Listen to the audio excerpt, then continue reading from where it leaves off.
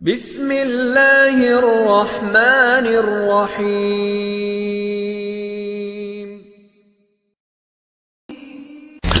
کبیرہ گناہوں میں سے ایک اور بڑا گناہ جس پر آج عمل بہت سے لوگ نہیں کرتے وہ ہے وراثت کو شریعت کے مطابق تقسیم نہ کرنا اور وراثت میں شرعی احکام کا خیال نہ کرنا۔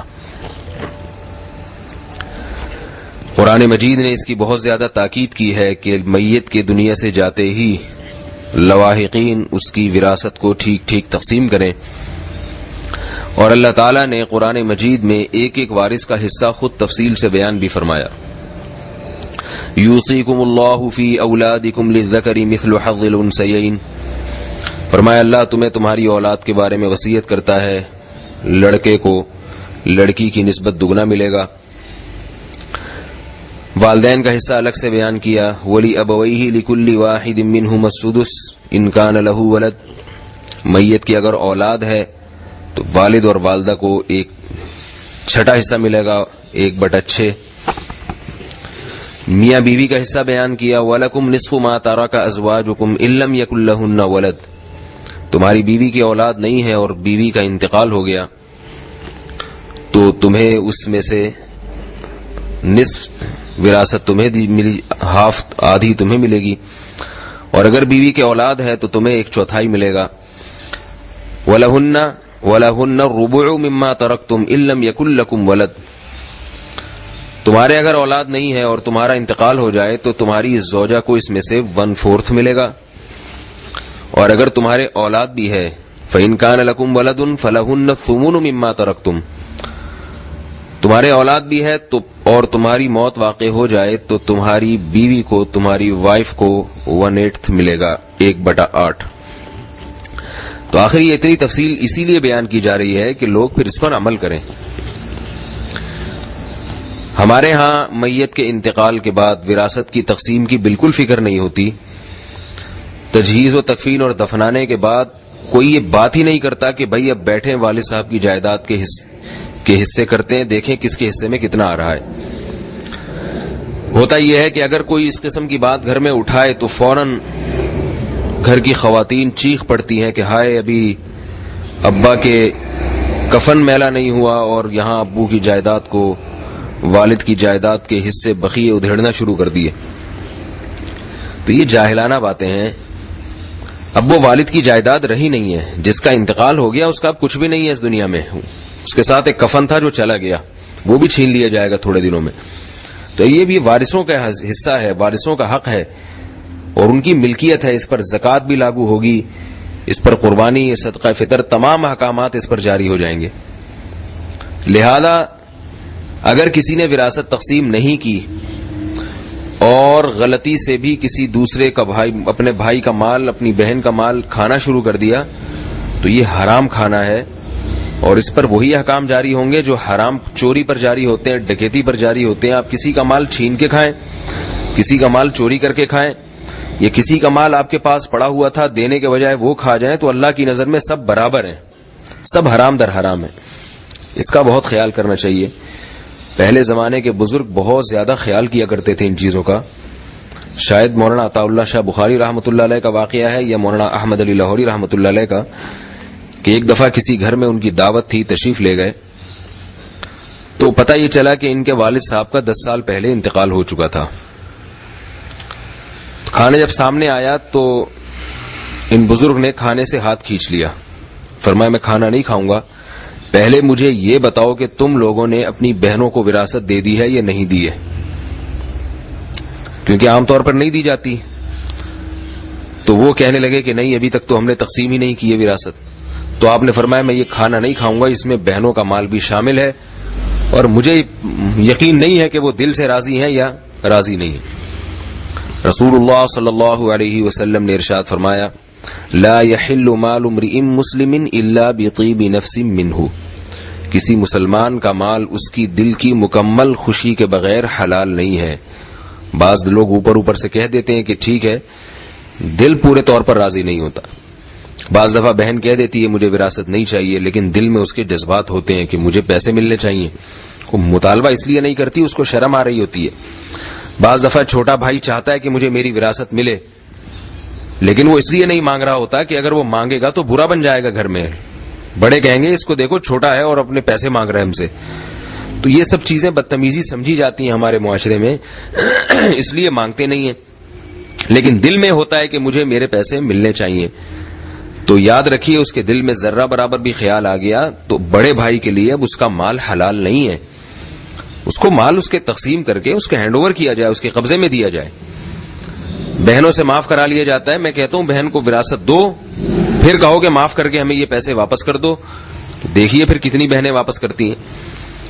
تو اللہ تعالیٰ نے قرآن مجید میں حکم دیا کہ ہم نے وارثین کا جو حصہ رکھا ہے مما قل منہ او کثر, میت جتنا مال چھوڑ کے جائے وہ مال زیادہ ہو یا تھوڑا ہو, دونوں میں وراثت برابر تقسیم کی جائے گی. ایک ایک چیز میں وراثت جاری ہوتی ہے, ایک ایک چیز میں وراثت جاری ہوتی ہے. یہ ہماری شریعت کا حکم ہے, تھوڑے مال میں بھی زیادہ مال میں بھی.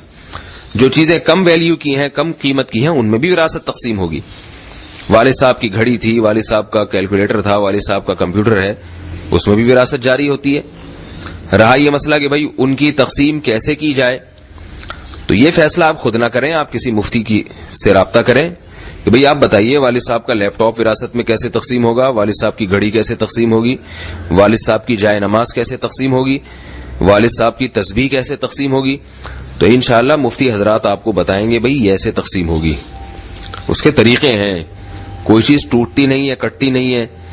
بعض لوگ یہ کہتے ہیں کہ ہمارا مشترک گھر ہے, اگر ہم یہ بیچ کے اس میں وراثت تقسیم کر دیں تو ہم کہاں جائیں گے, سڑک پہ آ جائیں گے ہم. تو یاد رکھیے اس کا بھی حل موجود ہے. آپ علماء سے رابطہ کیجئے, علماء بتائیں گے کہ بھئی کس طرح سے گھر کو بکنے سے بھی بچایا جا سکتا ہے اور بہنوں کا حق بھی نہ مرے.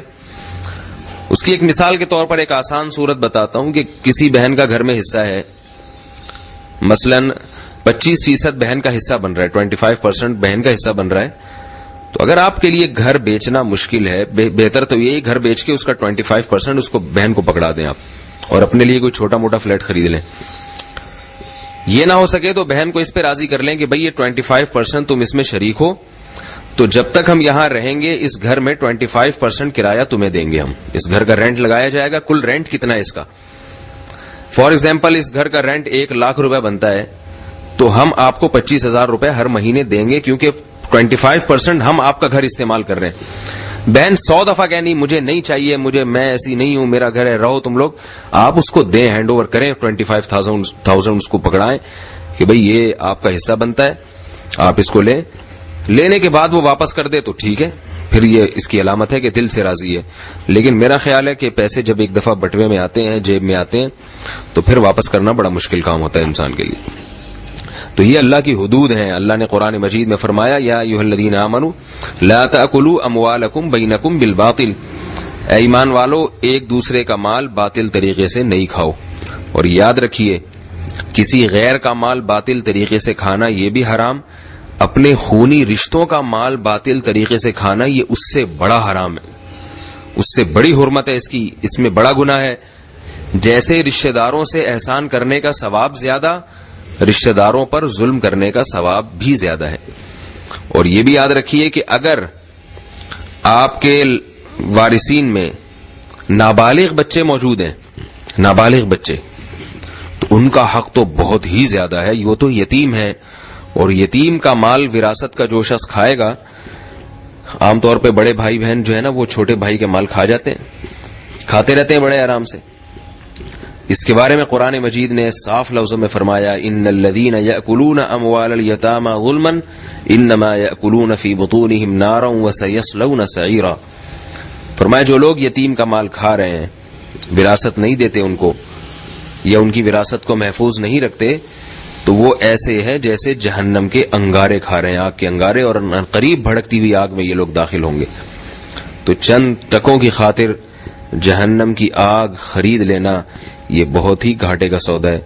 تو بھائی اس پر خوب خیال کیا کریں. جن لوگوں نے وراثت تقسیم نہیں کی ہے اس رمضان میں وہ سچے دل سے توبہ کریں اور گھر جا کے وراثت کا حساب و کتاب لگائیں, دیکھیں کس کا کتنا حصہ بنتا ہے. اس کے بعد مفتیان کرام سے رابطہ کریں کہ بھئی ہمیں تقسیم میں یہ مشکلات پیش آ رہی ہیں, ان مشکلات کا آپ شرعی حل بتائیں تاکہ ہماری وراثت بھی تقسیم ہو جائے, جس کا جو حصہ ہے وہ اس کو مل بھی جائے, اور کوئی کسی کا مال دبا کے نہ بیٹھا رہے، اور ساتھ ساتھ یہ بھی ہو کہ کوئی ایسی آسان صورت ہو کہ یہ چیزیں بکنے بھی نہ پائیں، ہم روڈ پہ نہ آ جائیں، گھر بکا کے پتہ چلا کہیں کچھ رہنے کو جگہ نہیں ہے. تو ایسی تمام صورتیں ہوتی ہیں، اس کے لیے علماء سے رابطہ کیا جائے. تو اگر یہ کام آپ نہیں کرتے، اپنی سی کوشش نہیں کرتے اور اس طرح سے کھاتے رہتے ہیں، تو حرام کھانے والے کے عمل میں اللہ برکت چھین لیتے ہیں. آج کتنے لوگ ہیں جن کی دعائیں قبول نہیں ہوتی. حدیث میں آتا ہے اس لیے قبول نہیں ہوتی کہ ایک شخص پراگندہ بال ہے، خوب گڑ گڑاتا ہے اللہ کے سامنے، مگر اس کا لباس بھی حرام اور اس کا کھانے والے لقمے بھی حرام. تو کیسے دعا قبول ہوگی؟ اللہ کہیں گے کہ تو جس ہاتھوں سے مانگ رہا ہے، ان ہاتھوں میں جو توانائی آئی ہے، توانائی وہ حرام آمدن سے آئی ہے. تو جس زبان سے مانگ رہا ہے، اس زبان میں بولنے کی طاقت جو پیدا ہوئی ہے وہ حرام کھانے سے ہوئی ہے، حرام خوراک سے ہوئی ہے. تیری ہر چیز حرام ہے، تو میں کس بنیاد پر تیری دعاؤں کو میں قبول کروں؟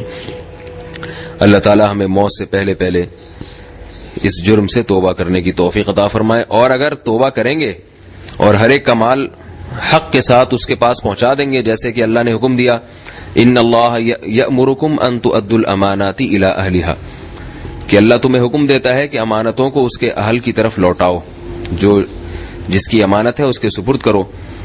تو یاد رکھیے اس پر پھر ثواب بھی بہت ملے گا. اللہ راضی ہو جائیں گے کہ دیکھو اس دور میں اس شخص نے صرف اللہ کے خوف سے مال دوسرے کے حوالے کر دیا، حالانکہ یہ چاہتا تو ہتھیا سکتا تھا اس مال کو. تو اللہ تعالیٰ جہاں گناہ کرنے سے ناراض بہت زیادہ ہوتے ہیں، وہاں جتنا خوش کسی گناہ سے توبہ پر ہوتے ہیں، اتنا خوش کسی کام پہ نہیں ہوتے. کوئی شخص کسی جرم سے توبہ کرتا ہے، حدیث میں آتا ہے اللہ اتنا خوش ہوتے ہیں، اتنا خوش ہوتے ہیں کہ جیسے کسی شخص کی سواری گم گئی ریگستان میں اور سارا کھانا اس سواری پر تھا، اس کا زاد راہ اس سواری پر تھا، اور اب یہ موت کے انتظار میں درخت کے نیچے آ کے لیٹ گیا کہ بھئی اس ریگستان میں میں اس درخت کے نیچے اب میں بھوک اور پیاس سے تڑپ تڑپ کے مروں گا.